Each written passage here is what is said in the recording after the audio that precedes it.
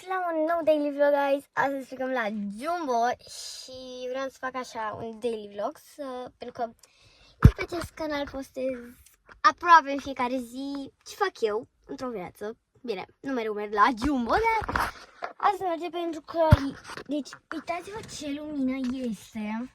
Deci este foarte mult soare și am zis să vă fac un daily vlog. Acest daily vlog este al 6-lea daily vlog și vă rog să scrieți acolo jos în comentarii dacă vreți să mai facem daily vloguri, pentru că daily vlogurile mie mi se par foarte interesante, cel puțin. Nu știu dacă vă vi se par chiar la fel. Eu așa am presimțirea că daily vlogurile sunt interesante, haioase. Bine, depinde și ce daily vlog este.